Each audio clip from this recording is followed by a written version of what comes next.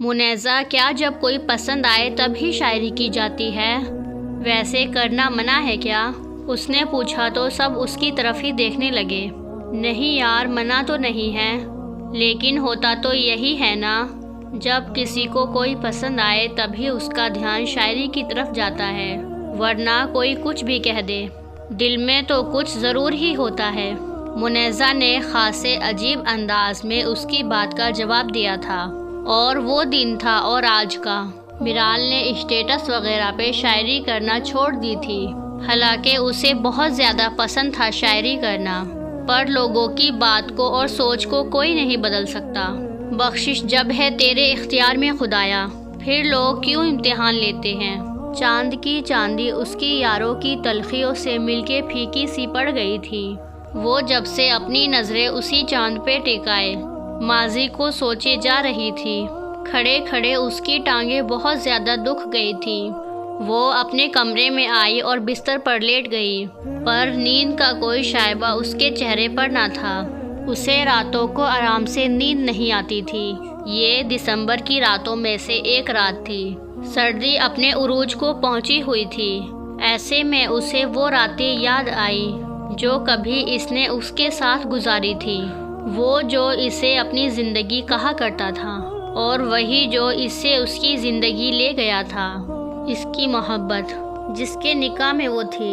آنکھوں میں آنسو نہیں پر رلاتے ہیں بہت، وہ دسمبر ہر دسمبر یاد آتے ہیں بہت، ساتھ میرے بھیگتا ہے برساتوں میں بیٹھ کر۔ 2 سال پہلے محسن مجھے سردی لگ رہی ہے، ہم نیچے چلتے ہیں نا، یہاں دیکھو کتنی ٹھنڈ ہے۔ میرال نے اپنے ساتھ بیٹھے محسن سے کہا، جس سے 6 مہینے پہلے اس کا نکاح ہوا تھا۔ تھوڑی سی دیر برداشت کر لو، پھر میں نے ویسے بھی چلے ہی جانا ہے۔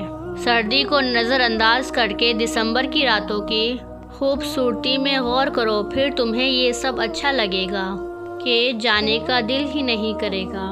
او بھائی جناب، شارانہ بھی ہو گئے ہیں، ہمیں تو پتہ ہی نہیں تھا۔ میرال، یہ راتیں تمہارے ساتھ بہت حسین ہیں، تم سے بیٹھ کے باتیں کرنا، تمہاری سننا، اپنی سنانا، لیکن میرے حصے میں بس آج کی رات ہی ہے، پھر پتہ نہیں زندگی یہ موقع دے یا نہ دے۔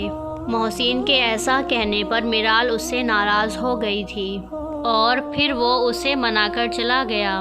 محسن فوجی تھا، اور فوجی اپنی جان ہتھیلی پر لیے پھرتے ہیں۔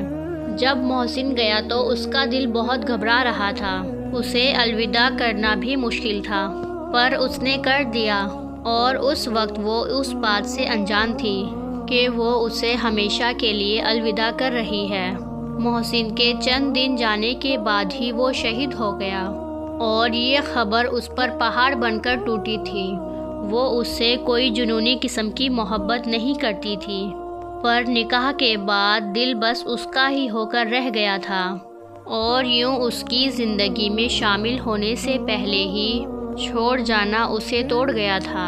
2 سال گزر گئے تھے اس واقعے کو، پر وہ کسی اور سے شادی نہیں کر پا رہی تھی۔ مما بابا نے بہت کہا کہ فلاں سے شادی کر لو، فلاں سے کر لو، پر وہ سب کو منع کر دیتی تھی۔ جب شادی کی بات ہوتی اسے بس وہ ایک چہرہ یاد آتا تھا، اس کی باتیں اور یادیں اسے آگے بڑھنے نہیں دیتی تھی۔ وہ ساری رات اس کے بارے میں سوچ کے گزار دیتی تھی۔ راتوں کو تجھے جو میسر نہیں ہے، وہ پھر سے تیرے ذہن کا محور تو نہیں ہے۔ میرال، اس سے تو اچھا ہوتا پیدا ہوتے ہی مر جاتی، کم سے کم یہ روز روز کے رونے سے تو جان چھوٹتی۔ یہ اس کی ماں جو اسے ہر وقت سناتی رہتی تھی۔ اب میں نے کیا کر دیا؟ تنگ آ کر سوال پوچھا۔ تم کچھ کرتی ہی کب ہو؟ کیا ضرورت ہے یہ فضول قسم کی باتیں بڑھانے کی؟ جب دیکھو محترمہ ناول پڑھتی رہتی ہیں، ایسی لڑکیاں ہی ہوتی ہیں جو بگڑ جاتی ہیں۔ مما، ناول پڑھنے سے کیا ہوتا ہے؟ اس بات پہ تو مجھے نہ سنائے، کتابیں پڑھنا تو اچھا ہوتا ہے۔ ہاں، کتنا سیکھا ہے تم نے ان کتابوں سے دکھتا ہے، جب دیکھو موبائل میں لگی رہتی ہو، پتہ نہیں کس کو ٹائم دے رہی ہوتی ہو۔ ماں باپ بھی کبھی کبھی بچوں کے ساتھ زیادتی کر جاتے ہیں، جیسے میرال کی ماں بغیر سوچے سمجھے کچھ بھی کہہ جاتی تھی۔ ماما آپ میرے بارے میں ایسا سوچ بھی کیسے سکتی ہیں؟ ٹھیک ہے میں آپ کو بری لگتی ہوں، لیکن اتنی بری کہ آپ میرے کردار پہ بھی شک کر رہی ہیں۔ وہ ڈبڈبائی آنکھوں سے کہتی وہاں سے چلی گئی تھی۔ اس کی ماں کو اس پر کبھی یقین نہیں ہوگا، وہ جانتی تھی۔ اشک آنکھوں میں چھپاتے ہوئے تھک جاتا ہوں، بوجھ پانی کا اٹھائے ہوئے ڈھک جاتا ہوں۔ پاؤں رکھتے ہیں جو مجھ پر انہیں احساس نہیں، میں نشانات مٹاتے ہوئے تھک جاتا ہوں۔ یہی باتیں تو تمہیں جو اس کا حوصلہ بڑھنے نہیں دیتی تھی، وہ پہلے بھی ایسے ہی کیا کرتی تھی، اور ابھی بھی یہی سب کچھ اسے سننے کو ملتا تھا۔ ماضی یہ نہیں ہوتا کہ کوئی بہت پرانی بات ہو اسے ماضی کہا جائے، گزرا ہوا ہر ایک لمحہ ہی ماضی ہوتا ہے۔ ابھی جو باتیں میرال سن کے آ رہی تھی